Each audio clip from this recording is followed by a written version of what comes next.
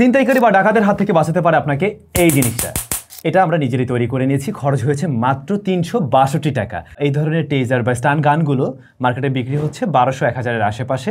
তো আমাকে অনেকেই রিকোয়েস্ট করছিলেন, ভাইয়া এই ধরনের একটা টেজার বা স্টান গান তৈরি করে দেখান যেটা খুব কম টাকায় আমরা নিজেরাই তৈরি করে নিতে পারি এবং যেটা সত্যি এই মুহূর্তে দেশের যে অবস্থা সে বিবেচনায় কাজে আসতেই পারে। এটা কোন লেভেলের হাই ভোল্টেজ দিতে পারে শখ একবার খাইলে আপনি বুঝতেন। বাট হ্যাঁ, এই ধরনের জিনিসগুলোর রিস্কও আছে। যেমন ধরুন বাসায় যখন আপনি রাখছেন, ছোট বাচ্চারা যদি ধরে নিজেরা এটাকে ব্যবহার করতে চায় সেক্ষেত্রে সমস্যা হতে পারে। তাই খুবই সাবধানতার সহিত এটা ব্যবহার করতে হবে।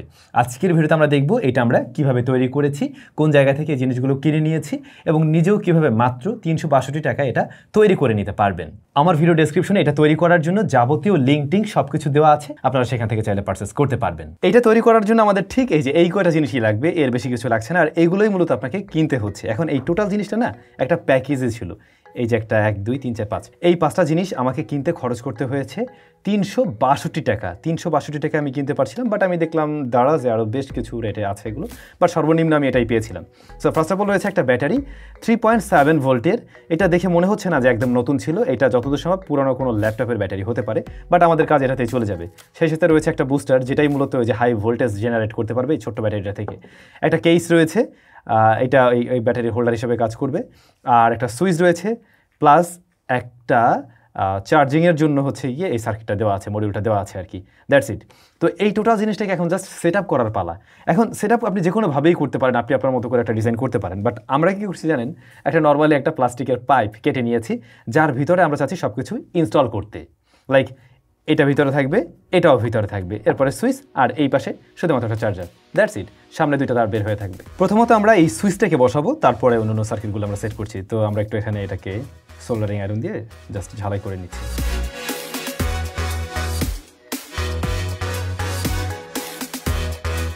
ওকে, আমাদের সুইচ সেট আপ করা শেষ। সুইচের যে দুইটা তার ছিল, একটা এই পাশ দিয়ে আমরা বের করে নিয়েছি আর একটা এই পাশ থেকে। এখন এইটার সাথে আমরা একটা এভাবে জুড়ে দিতে পারি। জাস্ট আমি প্লাস কানেকশনটাই এখানে দিয়ে দিচ্ছি সোল্ডারিং আয়রনের মাধ্যমে। একটু সোল্ডার করে দিলে আর বরং ভালো।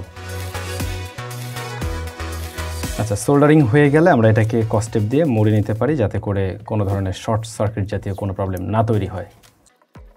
এ পাশে যে কানেকশনটা রয়েছে, অর্থাৎ নেগেটিভ যে কানেকশনটা রয়েছে, ব্যাটারির নেগেটিভের সাথে এটা যাবে। আর এই যেটা সুইচের সাথে আছে, এটি কিন্তু পজিটিভ তার, যেটা আমাদের ব্যাটারির পজিটিভে যাবে। এবারে ব্যাটারিটা আমরা এখানে ইনস্টল করে নিব এবং এই সেটটা কিন্তু পজিটিভ, এটা একটু খেয়াল রাখতে পারেন। ব্যাটারি ইনস্টলেশন হয়ে গেল।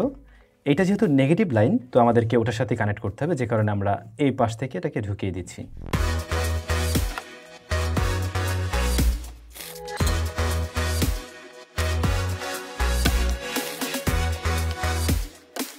এই পাশের কাজ কিন্তু আমাদের মোটামুটি অলরেডি ডান। তো আমরা চাইলে এটাকে একদম এর যে প্লেসটা সেখানে বসিয়ে দিতে পারি।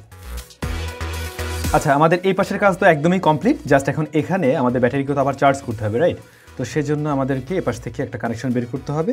দুইটা কানেকশনই আমরা এই যে সার্কিট বোর্ডটা রয়েছে, এর নেগেটিভ এবং পজিটিভের সাথে আমরা ব্যাটারি কানেকশনটা দিয়ে দেবো। তো এইটা হচ্ছে ব্যাটারির নেগেটিভ লাইন। এখান থেকে আমি আরেকটা কানেকশন বের করে নিচ্ছি।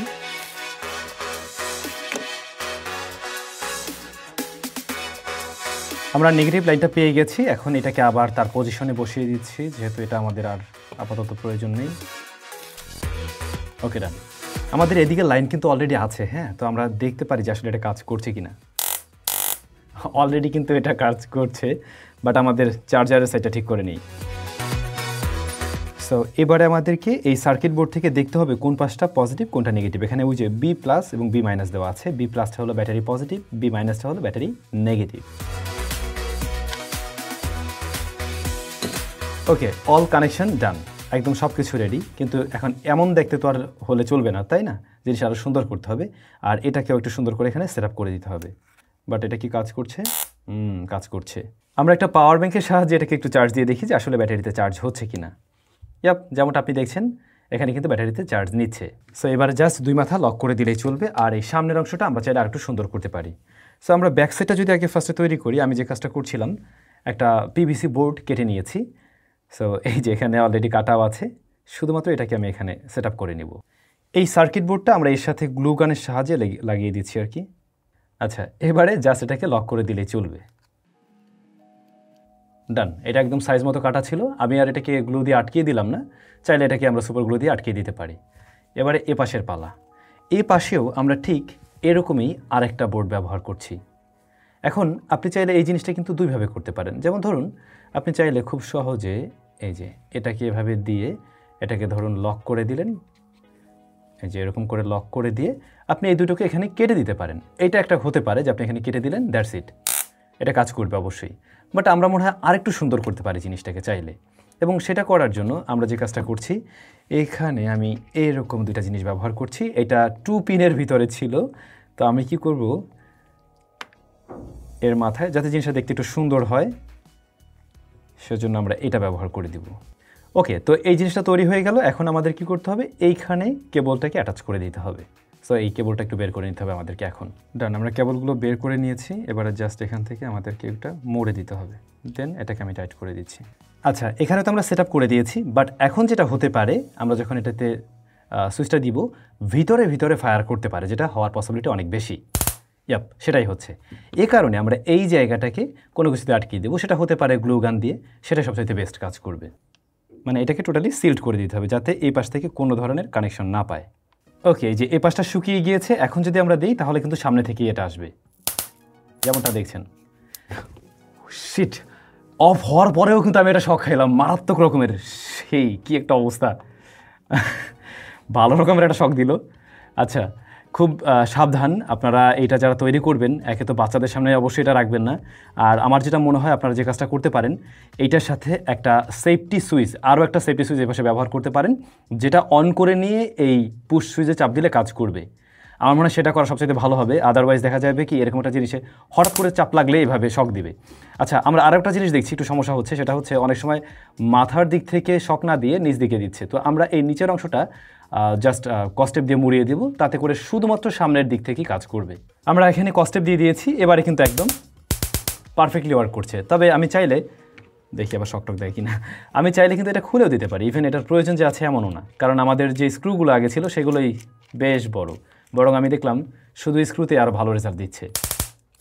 সো এইটা থাকাটাই মনে হয় বেস্ট হবে, আমরা এভাবেই রাখছি। বাট জিনিসটা কিন্তু পুরোপুরি কাজের। তবে আমি বলবো আপনারা এখানে আরেকটা সেফটি সুইচ ব্যবহার করবেন, আদারওয়াইজ যে কেউ কিন্তু শকটক খাইতে পারেন। অল রাইট ভাই ব্রাদার, একদম রেডি হয়ে গেছে আমাদের জিনিসটা। আমি একটু আগে বলছিলাম একটা সেফটি সুইচ আমরা চাইলে এখানে ব্যবহার করতে পারি। তো এই সুইচটা আমি আর আপনাদেরকে টিউটোরিয়াল দেখাইনি, এটা আপনি নিজেও জানেন যে জাস্ট আরেকটা এক্সট্রা সুইচ থাকবে এই সুইচের আগে। এইটা অফ করে নিলে এই যে যতই চাপাচাপি করুক কোনো কাজ করবে না, এটা সেফটি সুইচ হিসেবে কাজ করছে।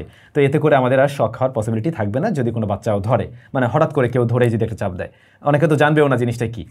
আর যখন আপনি এই সুইচটা দিয়ে দিচ্ছেন, এবারে কিন্তু এই সুইচের কাছে লাইন চলে আসছে। এবারে আমরা যদি এই সুইচটা দিই, সত্যি বলতে আমি নিজেও ক্লিয়ার না বাংলাদেশে এই জিনিসের বৈধতা আছে কিনা, তবে ফেসবুকে রমরমা সেল হচ্ছে এই জিনিস এবং প্রচুর পরিমাণে সেল হচ্ছে, সারা দিনেই অ্যাড আসতে থাকে।